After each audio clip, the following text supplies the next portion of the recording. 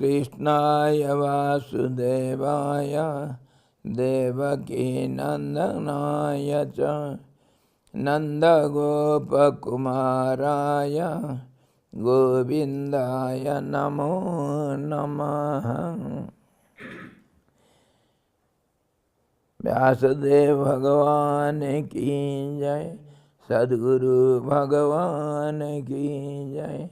कृष्ण भगवान की जय। गीता माता की जय। हरि ओम। We are discussing Srimad Bhagavad Gita, 14th chapter, Gunatraya Vibhaga Yoga. And yesterday we started it, and Lord Krishna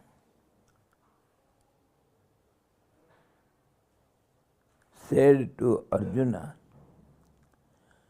Param bhuyah pravachami jnananam jnanamuttamam yad jnatva munaya sarve param siddhimito gataha. Yesterday we had seen it little.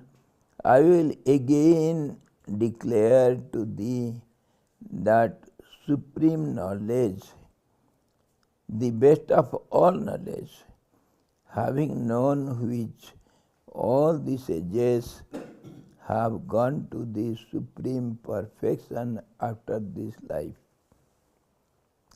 This is what we were discussing yesterday, and Lord Krishna says, after narrating, explaining everything in detail about the Kshetrajna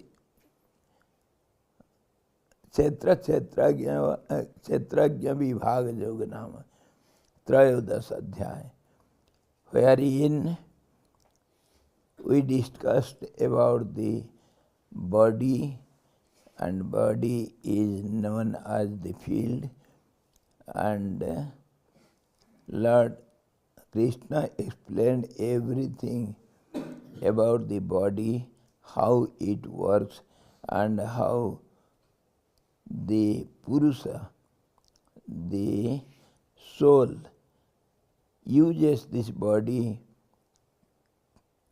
doing actions and enjoying reactions of it. And it starts by the absolute. That is what we saw in detail in the last chapter. After that, Lord Krishna says, O Arjuna, further analysis of the field is made in this chapter.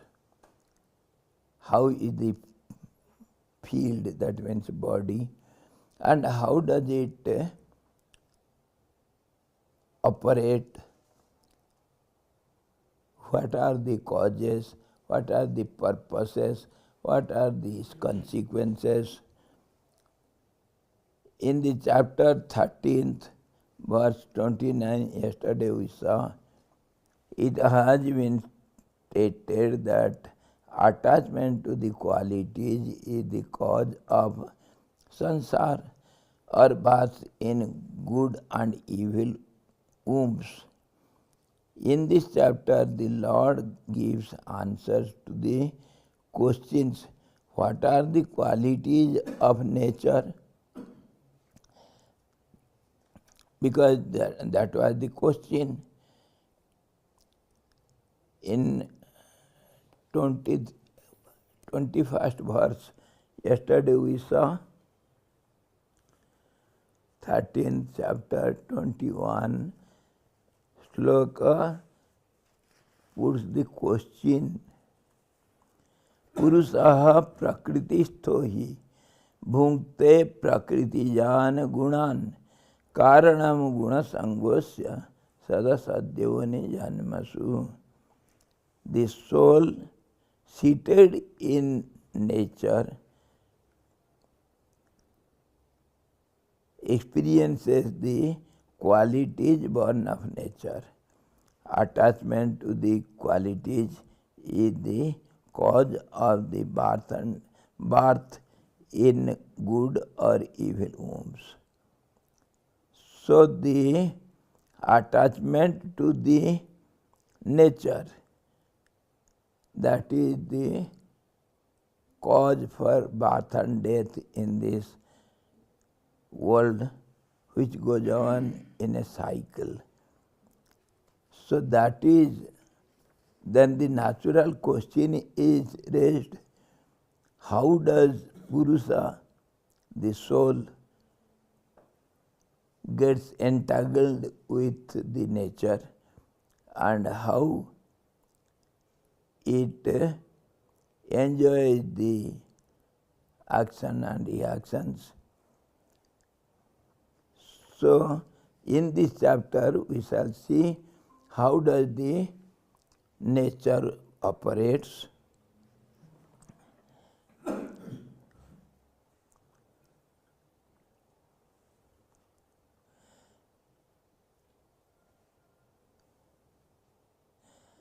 How do they bind a man? What? All these qualities.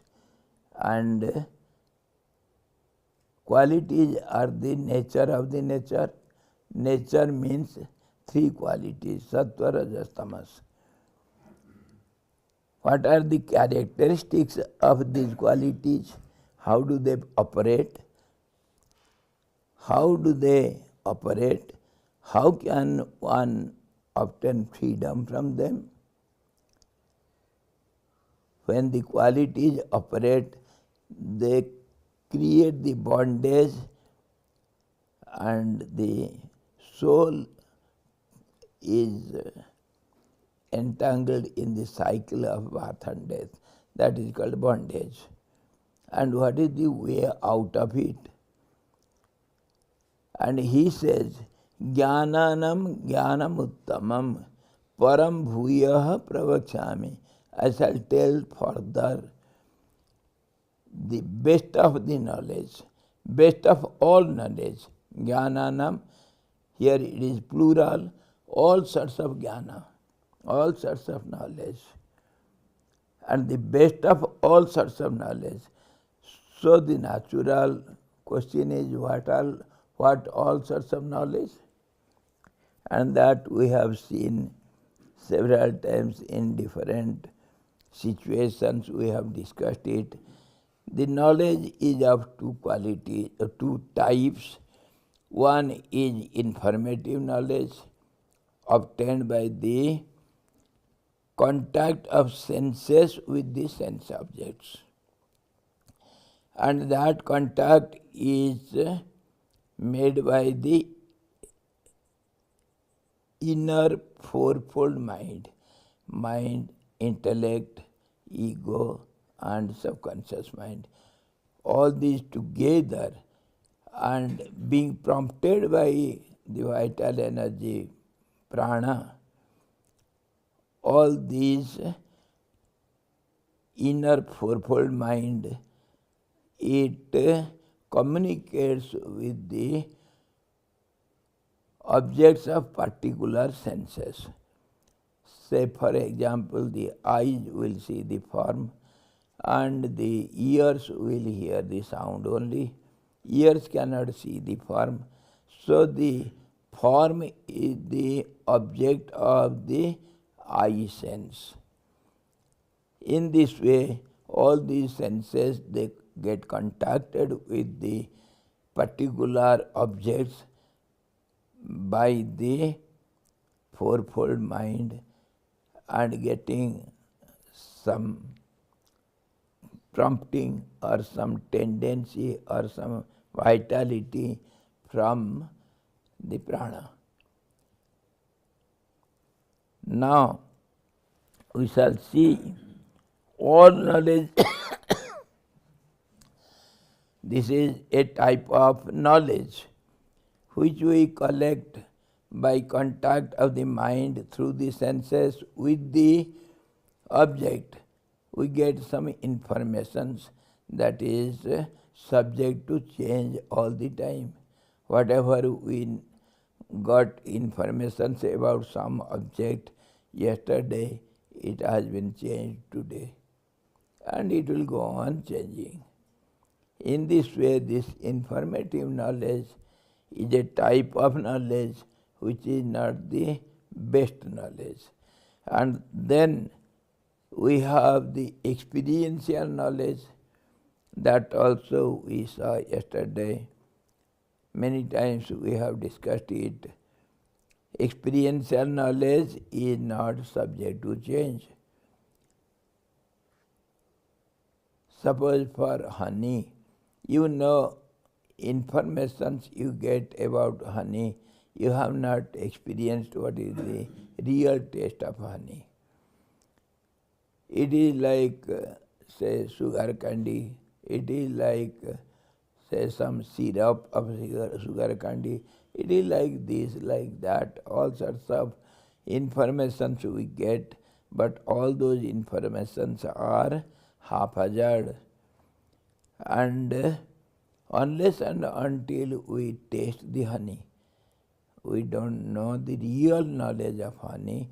And once it is tasted, it is experienced, there is no question of its change. The same experience will be of everyone who tastes honey. Experience will not be different from each other, but informations differ. So the experiential knowledge is one, informative knowledge is one, then other knowledge also, sometimes indicative knowledge. Suppose I wanted to show you something on this, a beautiful bird sitting on the tree.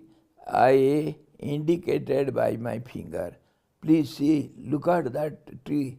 Some beautiful bird is sitting there. So, how do you see it?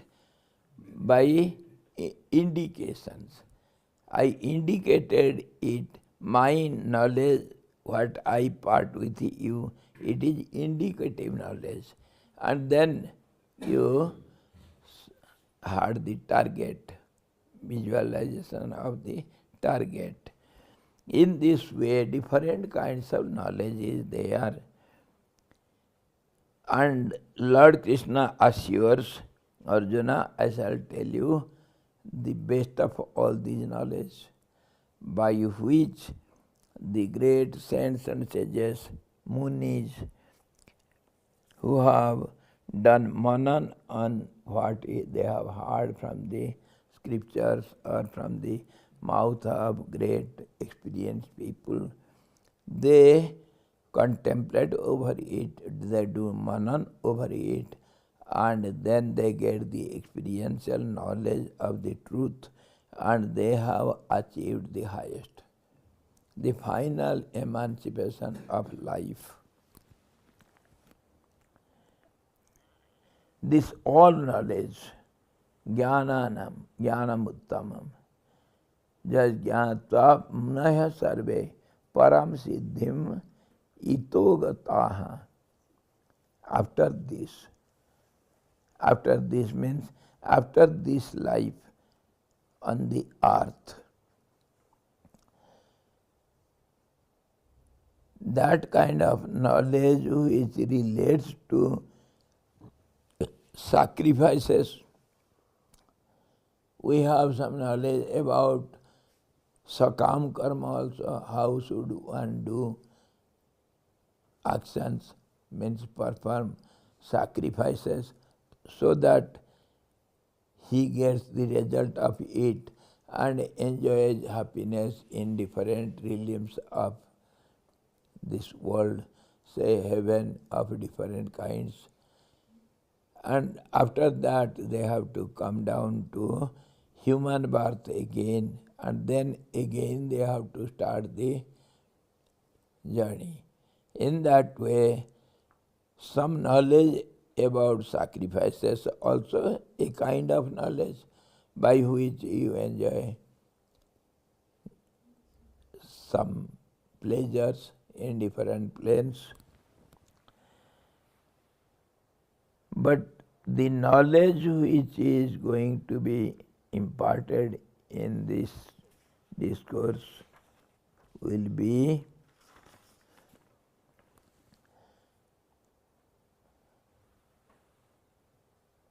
certainly it will lead to emancipation. That means the liberation from this bondage of birth and death. The Lord eulogizes this knowledge by the epithets supreme and the best. Supreme knowledge, the best knowledge, beyond which there is no other knowledge. In order to create great interest in Arjuna and other aspirants, spiritual aspirants, he emphasizes upon the knowledge, saying the best of the knowledge. So naturally you will have some interest to know it. And having learnt this supreme knowledge, all the sages who practiced manan or reflection have attained perfection after being freed from bondage to this body. Ita means after this life, after being freed from this bondage to the body. In this way,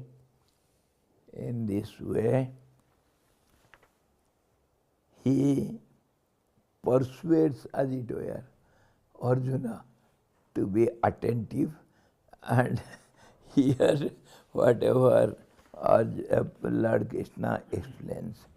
Idam jnanam upasritya mama sadharmyam agataha sarvepi nupajayante pralayena vyathanti cha. After getting this knowledge, of course in one word he said, all these great saints and ascetics, they have attained the best of knowledge and they have attained the liberation from it. And again he is explaining elaborately how do they get liberation, what happens, what is called liberation. Idam jnanam upasritya. They who having taken refuge in this knowledge have attained to unity with me. Mama sadharmyam agataha. They have attained unity with me. They have become one with me. They have attained my characteristics. What is my characteristics? I am the supreme, universal being. I have all the qualities and I am beyond all the qualities. So there is no question of any bondage. So after having this knowledge, having resorted to this knowledge, the sages are assimilated into my own nature. They have become one with me. Mama sadharmyam agata. Dharma, nature. Here dharma means nature. Sadharmya, unity with me. They live in me with no thought of thou or I. There is no you nor I. In Hindi there is a saying, जहाँ तुम हो वहाँ मैं नहीं, जहाँ मैं हूँ वहाँ तुम नहीं. Where is you are existing, there is no I. Where I exist, there is no you. You are absent there. That means I and you both cannot stay together. And the path of devotion, it starts with two, ends in one. I am there, my Lord is there. And slowly, by and by, this I dissolves in the Lord. So only the Lord remains in the end. I is vanished altogether from its root. So he says, by knowing it, when they have united with me, there is no question of thou or I. They go beyond birth and death. There is no birth for them when creation begins, and there is no death for them at the time of dissolution. We have seen when the Brahma, the creator, starts creating all these beings. In the last chapter we have seen it. When the Brahma gets up and starts his day, he starts creating. And all these beings, they come out of its womb, just as the sprouts come out from the field when they are having the favorable conditions. All the paddy seeds, whatever we have sown in the field, every grain will sprout. So in that way, from the Brahma's womb, at the beginning of the starting of the day, all the creatures, they come out of its womb, and at the end of the day, they again enter into its womb. So when the crop is ready for harvesting, the farmer goes and harvests it. So all those crop is now gone. Where it is gone? To the storehouse, where all the seeds are preserved for next farming. So in that way, all these creatures, all these beings, they come out of the Brahma's womb and they get in the end of the creation. That means end of the Brahma's day. So now he says, these people who have got this best knowledge, they will not come out from the Brahma's womb having birth and death cycle again and again, as long as the creation is there.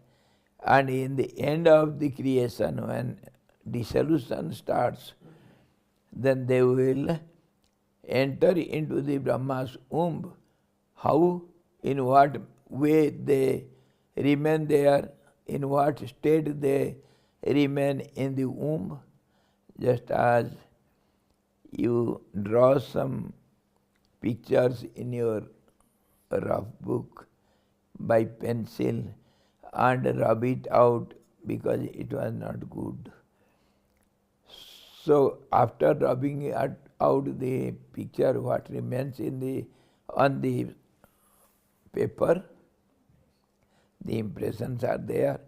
Even though impressions are not created, even then impressions are there which are not visible.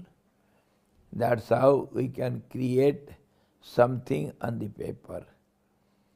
So in that way, invisible or visible impressions, all these beings, they remain in the womb of the Creator Brahma.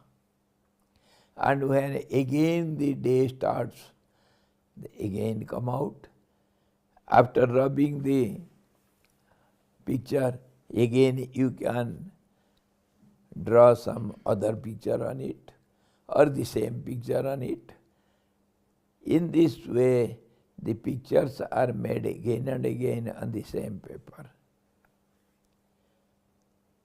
So, these creatures, they appear and disappear at the starting of the creation and the end of the creation. And they are helplessly entangled in this cycle of birth and death. But these person who have got this best knowledge, what is best knowledge? The experiential knowledge. Of what? Of the highest existence, Sat Chit Anand, the absolute existence, the knowledge absolute, and the bliss absolute. So this knowledge leads them to final liberation, where from there don't come again and again to the cycle of birth and death.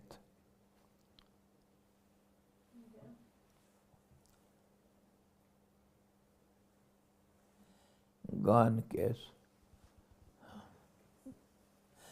So in this way, Lord explains, having reached me, they attain eternity, immortality, and perfection. What is perfection? The perfection is absolute truth. The absolute one, the absolute existence. It is perfectly perfect. There is no question of imperfection. How do you understand imperfection? Imperfection is subject to change, which is weak. He will get strength. If one is already strong, then what for he will try? He is already strong. So one who is ignorant, he will acquire some knowledge. One who is knowledgeable, who has got all the knowledge, there is no need of any more knowledge. In this way, perfection means where there is no change, no growth, no decay. That is called perfection. It is ever as it is. That's how it is known as eternity, immortality, infinity, unchangeable knowledge, experiential knowledge. This is called perfection. And that is possible only in one. The moment it becomes two, two means, dualism means the creation starts. How it starts? By comparison, by relationship, by mutual transaction, cooperation, everything. All sorts of troubles start when there are two. When one is there is no question. And that is called the absolute perfection.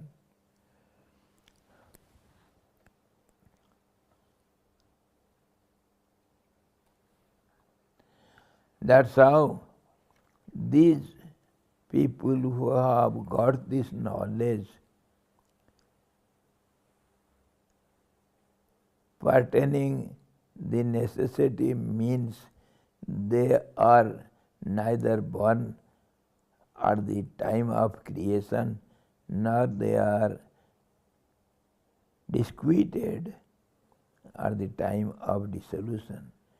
Knowledge of the self is elogied by the Lord in this verse. This self-knowledge, attaining which we call it self-realization, we call it liberation or mukti, nirvana, in many terms we